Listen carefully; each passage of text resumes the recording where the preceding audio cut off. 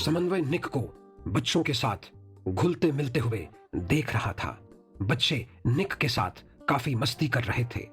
समन्वय ने एक गहरी सांस ली। उसने खुद से कहा, लगता है कि मैंने इसे समझने में काफी बड़ी गलती कर दी। पिछले 2 सालों में जिस इंसान को मैंने सबसे गलत समझा है वो यही लड़की है। तभी निक ने पलटकर उसकी तरफ देखा। समन्वय चौंक गया और झेंप कर दूसरी तरफ देखने लगा। निक मुस्कुरा दी। तभी निक के मास्टर वहां पर आए। वो कुछ परेशान लग रहे थे। निक उनके पास चली गई। समन्वय भी उस तरफ चला गया। मास्टर ने उन दोनों की तरफ देखा और फिर कहा, इस बारे में कोई बात करने के लिए तैयार ही नहीं है।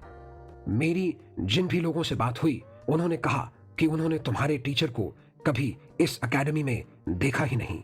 निक ने समन्वय की तरफ देखा। समन्वय ने कहा, पर ऐसा कैसे हो सकता है? वो उस दिन मेरी आंखों के सामने इसी एकेडमी में आए थे। निक ने कहा, हो सकता है कि वो लोग उस बारे में कुछ कहना भी नहीं चाहते हों। वैसे भी ऐसे मामलों में काफी सारी चीजें प्रोटेक्ट की जाती हैं ताकि पुलिस तक मामला न पहुंचे। समन्वय ने गहरी सांस ली और फिर कहा, शायद तुम सही कह रही हो। हमें इस एकेडमी से कुछ नहीं मिलने वाला। लगता है यहाँ के स्टूडेंट्स भी काफी लॉयल हैं अपनी एकेडमी के लिए। निक ने सिर हिला दिया। समन्वय ने मास्टर की तरफ देखा और फिर कहा, थैंक यू मास्टर, आपने इतनी मदद की उसके लिए। मास्टर ने कहा, मैं मदद कहाँ कर पाया बेटे, कुछ भी तो नहीं मिला तुम्हें। समन्वय ने कहा, आपने कोशिश की, यही काफी है। इतना कहकर समन्वय ने निक की तरफ देखा। निक ने कहा, मास्टर हम चलते हैं, मैं रेगुलर क्लास लेने के लिए आती रहूंगी। मास्टर ने सिर हिला दिया। निक और समन्वय ने बच्चों से विदा ली और बाहर आ गए। वो एलिवेटर के बाहर वेट कर रहे थे। समन्वय ने कहा, आई एम सॉरी। निक ने उसकी तरफ देखा और फिर, हाँ क्या? समन्वय ने एक गहरी सांस ली और फिर कहा, I said I am sorry. Nick मुस्कुरा दी। समन्वय ने कहा, why are you laughing? Nick ने कहा, वेल जस्ट। वो लोग बातें कर रहे थे कि तभी पीछे से आवाज आई, ओए बीबीएन। समन्वय और निक ने अपने ब्लेजर्स की तरफ देखा और फिर उस तरफ पलट गए। वहां पर करीब 6-7 लोग खड़े थे। उनमें से एक आदमी ने कहा, तुम दोनों ही हो ना जो नवीन सर के बारे में पूछ रहे थे? समन्वय और निक ने एक दूसरे की तरफ देखा। उस आदमी ने आगे आते हुए कहा, हम लोग इस बारे में सबसे ज्यादा जानते हैं, तो इस बारे में तुम लोगों को हमसे बात करनी चाहिए। समन्वय ने कहा, थैंक यू सर, पर हमें जो पता करना था हम लोग कर चुके, थैंक यू। उस आदमी ने कहा, रियली? कोई बात नहीं, हमें बता दो, क्या पता चला तुम्हें? समन्वय ने एलिवेटर की तरफ देखा। एलिवेटर अभी तक भी नीचे ही थी। वो आदमी आगे आने लगे। समन्वय ने कुछ कहना चाहा, पर तभी निक ने उसका हाथ पकड़ लिया। समन्वय ने निक की तरफ देखा। निक ने कहा, समन्वय रन। इतना कहकर वो उसका हाथ पकड़कर उसे स्टेयर्स की तरफ ले गए। वो एक आदमी एक कदम ठटका और फिर उसने चिल्लाकर अपने आदमियों से कहा, देख क्या रहे हो गधों, पकड़ो इन दोनों को। उसके आदमियों ने कहा, जी बॉस। और इतना कहकर वो सब भी उन दोनों की तरफ भाग गए। वो आदमी भी पीछे जाने लगा कि तभी एलिवेटर वहां पर आकर रुक गई। वो आदमी एकदम से एलिवेटर में चला गया। समन्वय और निक स्टेयर्स पर भाग रहे थे। वो हर टर्न पर रखे ट्रैश कैन को गिरा देते। उनमें काफी सारा कूड़ा था। वो आदमी 2-3 बार केले के छिलकों पर पैर रखकर बुरी तरह से फिसले। निक और समन्वय नीचे उतर आए। समन्वय आगे था और निक पीछे। समन्वय जैसे ही बाहर आया, एलिवेटर से वो आदमी बाहर आया और गन तानकर समन्वय के आगे रुक गया। समन्वय एकदम से भागते हुए रुक गया और उस आदमी के सामने खड़ा हो गया। निक पीछे से भागते हुए आई और उसने जोर से चिल्लाकर कहा, समन्वय डक। समन्वय ने एकदम से सुना और नीचे की तरफ झुक गया। वो आदमी इससे पहले कि कुछ समझ पाता, निक भागते हुए आई और उसने दोनों हाथों को समन्वय की पीठ पर रख दिए। उसने हाथों को पीठ पर रखते ही एक जोरदार जंप मारकर एक किक उस आदमी के मुंह पर दे मारी। किक सीधा उसके मुंह पर जा लगी। निक कूदकर समन्वय के आगे खड़ी हो गई। उसने पलटकर समन्वय की तरफ देखा। समन्वय उस आदमी की तरफ देख रहा था जो अपना मुंह पकड़कर नीचे गिरा पड़ा था। उसने हैरानी से मुंह खोलकर निक की तरफ देखा। तभी ऊपर स्टेयर्स पर आवाज आई। निक एकदम से समन्वय के पास आई और समन्वय का हाथ पकड़कर उसे बाहर की तरफ ले जाने लगी। समन्वय उस आदमी की तरफ हैरानी से देखते हुए बाहर की तरफ भाग गया। निक और समन्वय एकदम से बाहर आ गए। वो दोनों कार में बैठ गए। समन्वय ने एकदम से कार स्टार्ट की। तभी वो आदमी कार के सामने आ गए। समन्वय उनकी तरफ देखने लगा। निक ने उसकी तरफ देखा और फिर कहा, क्या कर रहे हो? कार आगे बढ़ाओ। समन्वय ने कहा, पागल हो गई हो क्या? वो लोग आगे खड़े हैं। निक ने कहा, तुम कार आगे ले जाओ, वो खुद हट जाएंगे। जान सबको प्यारी होती है, जस्ट गो गो। समन्वय ने गर्दन को दाएं बाएं किया और फिर कहा, ओके लेट्स गो। इतना कहकर उसने गियर बदला और कार को आगे बढ़ा दिया। जैसे कार एकदम से पास आई, वो आदमी एकदम से हट गए। समन्वय ने स्पीड में कार को आगे बढ़ा दिया। निक पीछे देखने लगी तो वो कार के पीछे भाग रहे थे। समन्वय ने कार को और ज्यादा स्पीड में कर दिया और वो लोग वहां से पीछे छूट गए। समर्थ, संयम और किंशित तीनों हॉस्पिटल के बाहर बैठकर वेट कर रहे थे। अमय और समय सारांश का फोन आते ही पुलिस को रिपोर्ट करके उस लोकेशन पर चले गए थे। संचित पैर हिला रहा था। संयम ने यह देखा और फिर उसके घुटने पर हाथ रख दिया। समर्थ ने उसकी तरफ देखा तो संयम ने कहा, ऐसे करने से बैड लक आता है। समर्थ ने उसकी तरफ हैरानी से देखा और फिर कहा, तुम अभी तक इस बात को मानती हो क्या? संयम, उस टाइम हम बच्चे थे जब टीचर ने ये बात की थी। संयम ने कहा, तो बैड लक सच में आता है? समर्थ ने कहा, तुम्हारा कुछ नहीं हो सकता। समर्थ ने कहा, मुझे बहुत टेंशन हो रही है। वो ओया वहां पर पता नहीं क्या सोचकर चली गई है और सारांश उसके पीछे वहां पर चला गया है। अगर उन दोनों को कुछ हो गया तो? अभी तक अमय और समय का भी कोई कॉल नहीं आया। किंशित ने कहा, डोंट वरी, वो लोग ठीक होंगे। अगर ओया वहां पर गई है तो वो कुछ सोच कर ही गई होगी। वो मुझे इतनी रेकलेस नहीं लगती कि बिना सोचे समझे कहीं भी चली जाए। समर्थ ने हल्के से कहा, वो तो मुझे और सारांश को ज्यादा पता है। उसकी वजह से हमें पूरी रात जंगल में बितानी पड़ी थी। संयम ने उसकी तरफ देखा। किंशित ने कहा, क्या कह रहे हो तुम? अपने आप में? समर्थ ने कहा, यही कि वो लड़की पूरी तरह से क्रैक है। वो जो भी करती है वो बिना सोचे समझे ही करती है। आई होप कि वो दोनों ठीक हों। अगर संचित की बात नहीं होती तो मैं भी वहां होता इस वक्त। किंशित ने संयम की तरफ देखा। फिर उसने कहा, मैं कुछ पीने के लिए लेने जा रहा हूं। तुम लोगों को कुछ चाहिए? समर्थ ने सिर हिला दिया। संयम ने गहरी सांस ली और फिर कहा, इसके लिए एक हॉट चॉकलेट शेक ले आ, और मेरे लिए तो कुछ भी चलेगा। किंशित ने सिर हिला दिया और फिर चला गया। समर्थ ने संयम की तरफ देखा और फिर कहा, तुम्हें अभी तक याद है? संयम ने हाँ में सिर हिला दिया। तभी डॉक्टर ने आकर कहा कि संचित को होश आ गया है। समर्थ ने कहा, doctor, can we meet him? Doctor ने कहा, हम उन्हें फिलहाल जनरल वार्ड में शिफ्ट कर रहे हैं। जैसे ही वो वहां पर शिफ्ट होते हैं आप उनसे मिल सकते हैं। समर्थ ने सिर झुकाकर कहा, थैंक यू डॉक्टर। संयम ने भी हल्का सा सिर झुका लिया। डॉक्टर मुस्कुराकर चला गया। संचित ने बिस्तर पर आंखें खोली तो समर्थ बाजू लपेटे उसके सामने खड़ा था। साथ ही संयम और किंशित भी उसके सामने खड़े थे। संचित ने गहरी सांस ली और फिर अपना मुंह दूसरी तरफ करके कहा, तो तुम लोग सब जान गए हो, है ना? मैं सही सोच रहा हूं। समर्थ ने कहा, अच्छी बात है कि हमारे कुछ कहने से पहले ही तू खुद ही समझ गया, इसीलिए मैं एक ही बात पूछूंगा, वाई वाई? संचित ने उसकी तरफ देखा। समर्थ ने कहा, अगर पैसों की जरूरत थी तो मुझसे कहता। मैं जानता हूं कि जब भी अंकल के साथ तेरी फाइट होती है वो सबसे पहले तेरा कार्ड ब्लॉक करवाते हैं, पर हर बार तू मेरे पास आ जाता था। फिर इस बार क्यों नहीं? इस बार तू क्यों नहीं आया मेरे पास? संचित ने सामने की तरफ देखते हुए कहा, क्योंकि बात इस बार पैसों की नहीं थी समर्थ। समर्थ ने उसकी तरफ देखा। संचित ने संयम की तरफ देखा और फिर कहा, आई नो, मेरी वजह से तुम इन सब के बीच में आ गई, उसके लिए आई एम रियली सॉरी। संयम ने उसकी तरफ चौंक कर देखा और फिर कहा, इतने सालों में पहली बार तुम मुझे सॉरी कह रहे हो संचित? संचित ने कहा, हाँ, क्योंकि जो कुछ भी तुम्हारे साथ हुआ वो ना मेरा प्लान था और ना ही मैं कुछ ऐसा तुम्हारे साथ करना चाहता था, इसलिए आई एम सॉरी। किंशित ने कहा, वाह, तुम सॉरी बोल रहे हो? मतलब तुमने किसी बड़े रीजन की वजह से ये सब किया है? संचित ने उसे घूरा तो किंशित चुप कर गया। किंशित ने कहा, मैंने ये सब डीन की वजह से किया है, he is the real reason. उन तीनों ने उसकी तरफ देखा। संचित ने कहा, संयम वॉज टॉपर। मैं जानता था कि मैं उसे बीट नहीं कर सकता था, बट अपने डैड की वजह से मैंने हमेशा सेकंड टॉपर की पोजीशन अपने लिए सेफ रखी थी। तुम लोगों को याद होगा कि पिछले सेमेस्टर में हमारा एक मैथ का कंपटीशन हुआ था जिसमें मैं 4th आया था। संयम ने कहा, हाँ, मैथ में पूरे डिपार्टमेंट में तुम्हें कोई बीट नहीं कर सकता था, फिर भी तुम फोर्थ थे। संचित ने कहा, उस कंपटीशन से पहले मैंने प्रीशा के हाथ में एक एकेडमी के पेपर लाइब्रेरी में देखे थे। उस पेपर में सारे वही सवाल थे जो उस टाइम कंपटीशन में आए थे।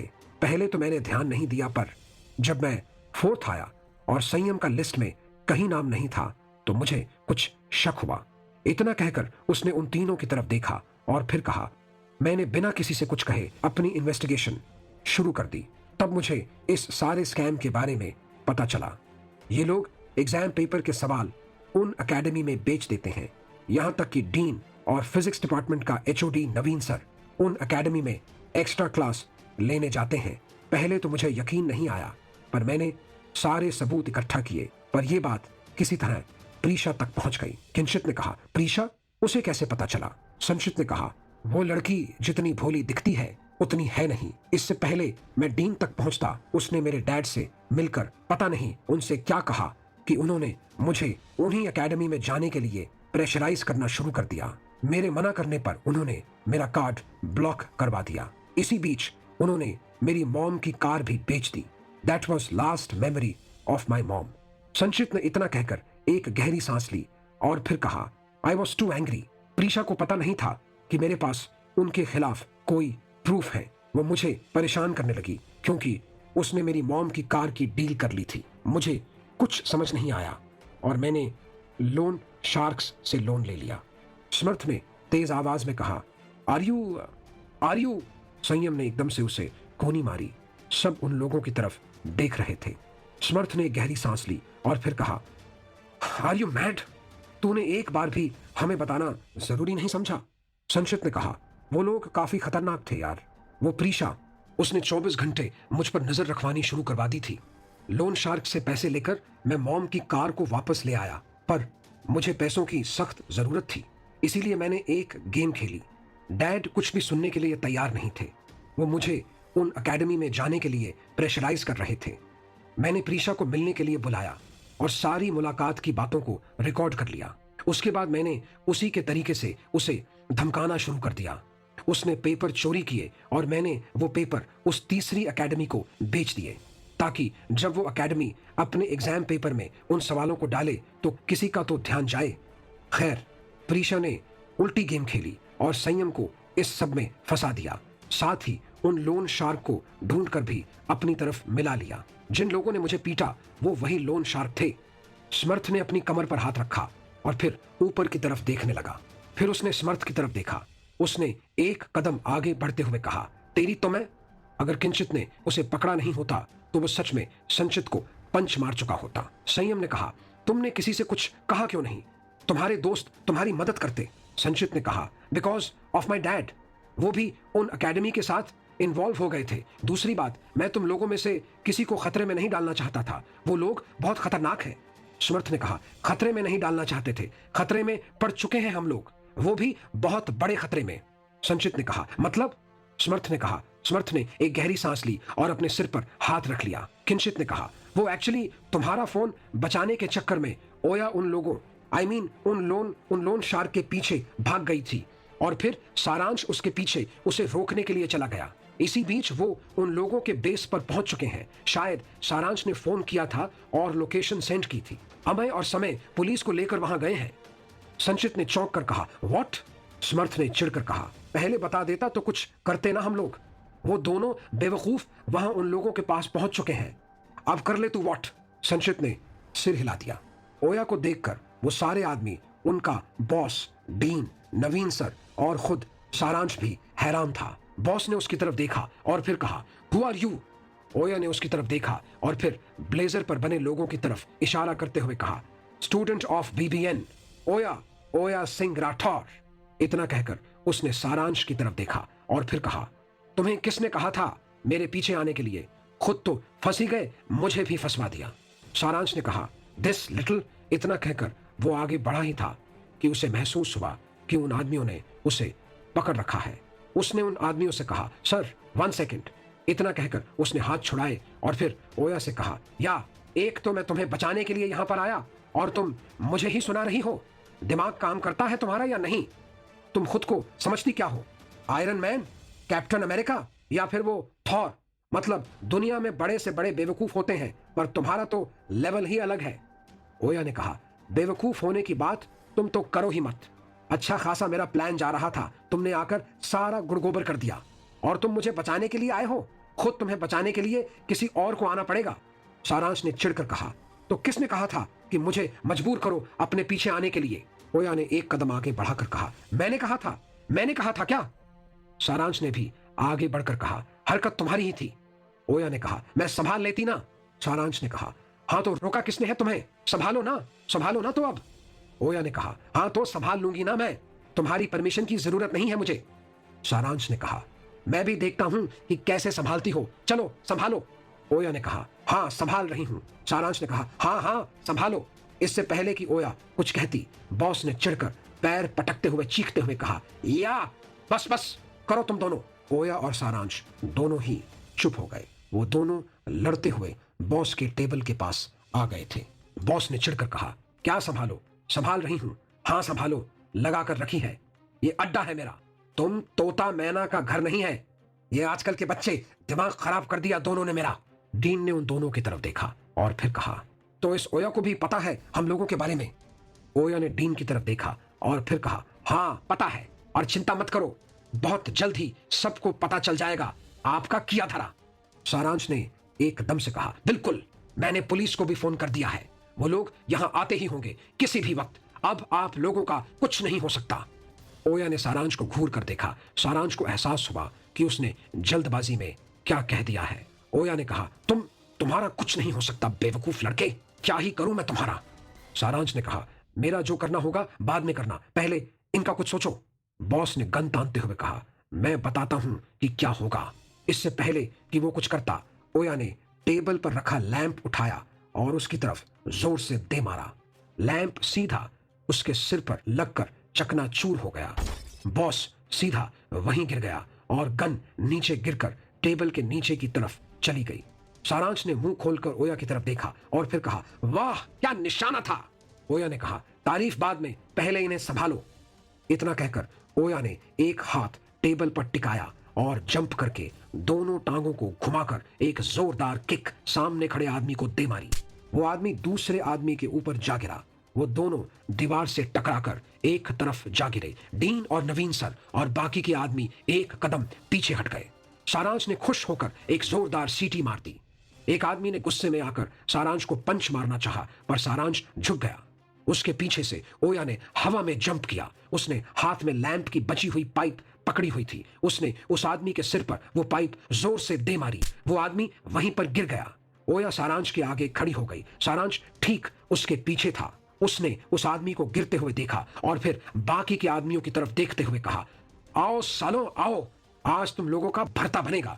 ओया उस नीचे गिरे हुए आदमी की तरफ देख रही थी। उसने पलकें उठाकर बाकी के आदमियों की तरफ देखा। सब डर के साथ उसे देख रहे थे। तभी ओया को कुछ महसूस हुआ। वो एकदम से सारांश की तरफ पलट गई। सारांश ने चौंक कर कहा, क्या? ओया ने उसके पीछे देखा। बॉस गन लेकर सारांश के पीछे खड़ा था। उसके सिर से खून बह रहा था और उसका पूरा चेहरा खून से पूरी तरह से लाल था। ओया सारांश की तरफ बढ़ी। सारांश ने हाथ आगे करते हुए कहा, मैं सारांश हूं, मैं उनके साथ नहीं हूं। ओया ने अपने कदम तेज किए। सारांश ने कहा, no no no no no no wait. उसके इतना कहते ही ओया ने अपनी स्पीड बढ़ाई और भागकर वो सारांश के पास पहुंची। उसने सारांश को बाहों में भरकर घुमा दिया। बॉस ने गोली चला दी। एक जोरदार धमाका हुआ। इसी के साथ ओया सारांश को लेकर दूसरी तरफ कूदकर गिर गई। सारांश आंखें बंद करके गिरा हुआ था। उसके ठीक पास में ओया लेटी हुई थी। ओया की भी आंखें बंद थीं। सारांश ने एकदम से आंखें खोली और ओया की तरफ देखा। वो एकदम से घूमकर ओया के ऊपर झुक गया। उसने ओया के गाल पर हाथ रखा और कहा, ओया ओया। सब शांत हो गए थे। सारांश ने धड़कते हुए दिल से ओया के गले पर 2 उंगलियां रखी। फिर उसने गहरी सांस लेकर ओया के कंधे पर सिर रख दिया। ओया ने आंखें बंद रखते ही कहा, या तुम रोकर मेरा ब्लेजर गीला कर रहे हो। सारांश ने उसकी तरफ देखा। उसकी आंखों में सच में आंसू थे। ओया ने आंखें खोल दी। वो उठकर बैठ गई। बॉस चौंक उठा। उसने एकदम से अपनी गन की तरफ देखा। सारांश ने ओया की तरफ देखा। ओया ने जैसे ही उसकी तरफ देखा, उसने एकदम से ओया को गले से लगा लिया। ओया ने एक गहरी सांस ली और फिर उसकी पीठ पर हाथ फिराना शुरू कर दिया। बॉस ने हैरानी से अपनी गन की तरफ देखा। उसने फिर से उन दोनों की तरफ गन तान दी। ओया ने उसकी तरफ देखा और फिर ऊपर की तरफ। उसकी छोटी आंखें और छोटी हो गईं और छत की सीलिंग छूटकर उन लोगों के बीचों बीच आकर नीचे गिर गई। बॉस के हाथ से डर के मारे गन नीचे गिर गई। सारांश भी चौंक उठा। उसने पीछे मुड़कर देखा। बॉस ने हैरानी से ओया की तरफ देखा। तभी दरवाजा खुला और अमय और समय अंदर आए। डीन और नवीन सर हैरान रह गए। सबको गिरफ्तार कर लिया गया। बॉस तो मानो सुन्न हो गया था। उसे बड़ी मुश्किल से बाहर लाया गया। ओया ने इंस्पेक्टर से कहा, मैंने आपके कहने पर उस नंबर पर वो वीडियो सेंड कर दी है। उसमें डीन और नवीन सर ने अपने सारे गुनाह इस बॉस के साथ मिलकर कबूल किए हैं। इंस्पेक्टर ने सिर हिलाया और कहा, you guys are very brave, good work. इतना कहकर वो बाहर की तरफ चला गया। अमय और समय बाहर फॉर्मेलिटी पूरी कर रहे थे पुलिस के साथ। सारांश बता रहा था कि वो वहां पर कैसे पहुंचा। डीन, नवीन, बॉस और उसके आदमी हथकड़ी पहने हुए पुलिस जीप में बैठे हुए थे। ओया अंदर थी। उसने इंस्पेक्टर के जाते ही एक गहरी सांस ली। वो अपने हाथ को अपनी पीठ की तरफ ले गई। उसने अपनी आंखें बंद की। थोड़ी देर बाद वो उसका हाथ आगे आया तो उसके हाथ में एक छोटी सी गोली थी। ओया ने एक गहरी सांस ली और फिर कहा, हाश। गोली काफी अंदर तक घुस गई थी। अगर कोई इंसान होता तो इस वक्त खून की 10 बाल्टियां पक्की थीं। तभी सारांश की आवाज आई, ओया। ओया ने झटके के साथ गोली फेंक दी। सारांश उसके सामने आकर खड़ा हो गया। ओया ने कहा, तुम अंदर क्यों आ गए? सारांश ने उसकी तरफ देखा और फिर कहा, तुम पागल हो क्या? बीच में क्यों आई तुम? अगर गोली लग जाती तो? ओया ने मन ही मन सोचा, लग जाती नहीं, लग गई थी बेवकूफ। सारांश ने कहा, कुछ हो जाता तो? ओया ने कहा, कुछ हुआ तो नहीं ना? सारांश ने कहा, तो तुम्हें किस बात का वेट है कुछ होने का? तुम ऐसा कैसे कर सकती हो? तुम्हें किसी बात की चिंता ही नहीं है। तुमने ये भी नहीं सोचा कि अगर तुम्हें कुछ हो जाता तो मेरी वजह से तो मेरा क्या होता? मैं क्या करता? मेरी जान निकाल दी थी तुमने। ओया उसकी तरफ हैरानी से देख रही थी। ओया ने मन ही मन सोचा, नो सारांश, डोंट डू इट। सारांश कहता गया, तुम्हें सबकी पड़ी रहती है मेरे अलावा। तुम्हें दिखता नहीं है कि मुझे कितनी फिक्र है तुम्हारी? तुम्हें दिखता नहीं है कि? इतना कहकर उसने ओया की तरफ देखा और फिर कहा, आई लाइक यू। ओया ने एक गहरी सांस ली और फिर मन में सोचा, हो गया सत्यानाश, बेड़ा गर्क। उसने सारांश की तरफ देखा तो सारांश उसकी तरफ देख रहा था। ओया ने कहा, सारांश बाहर चलो। इतना कहकर वो जाने लगी कि तभी सारांश ने उसका हाथ पकड़ लिया। सारांश ने कहा, तुमने जवाब नहीं दिया। ओया ने उसकी तरफ देखा और फिर कहा, सारांश, it's not possible, it's not possible at all. इतना कहकर उसने हाथ छुड़ाया और जाने लगी कि तभी सारांश ने कुछ सोचा और फिर एकदम से उसके सामने आ गया। ओया झटके के साथ रुक गई। सारांश ने कहा, why don't you like me? ओया ने कहा, सारांश, वजह देनी जरूरी है क्या? सारांश ने हाँ में सिर हिलाया और कहा, हाँ, मुझे जानना है कि मैं रिजेक्ट क्यों हुआ। And if you don't like me then why? Oya ने कहा, सारांश। सारांश ने उसकी तरफ गौर से देखा और फिर कहा, तुम किसी और को पसंद करती हो? ओया ने चिढ़कर उसकी तरफ देखा तो सारांश ने कहा, no way, it is smart. No smart, तुम्हें पता है किसी और को पसंद करता है, नो चांस। ओया ने कहा, आई डोंट लाइक हिम। सारांश ने कहा, देन समन्वय। ओया ने चिढ़कर कहा, दिमाग खराब हो गया है तुम्हारा? मैं उनमें से किसी को भी लाइक नहीं करती। सारांश ने पैर पटकते हुए कहा, देन व्हाट्स द प्रॉब्लम? ओया ने उसकी तरफ देखा और वो जाने लगी। सारांश ने उसका हाथ पकड़ लिया और उसे अपनी तरफ खींच लिया। उसने कहा, you can't go until you answer me why you said no. Oya ने कहा, सारांश लीव मी। सारांश ने ना में सिर हिलाया और कहा, आंसर मी। ओया ने खुद को छुड़ाने की कोशिश की पर उसने अपनी पावर का इस्तेमाल नहीं किया। सारांश ने उसे और कसकर पकड़कर अपने और करीब कर लिया। ओया ने कहा, सारांश प्लीज। सारांश ने तेज आवाज में कहा, I won't leave you, answer me why it's not possible. ओया ने भी चिढ़कर तेज आवाज में कहा, because I am an alien, you little idiot, I came from under star. सारांश ने चौंक कर उसके हाथ छोड़ दिए। आगे क्या मोड़ लेगी ये कहानी, जानने के लिए अगले भाग का इंतजार करें।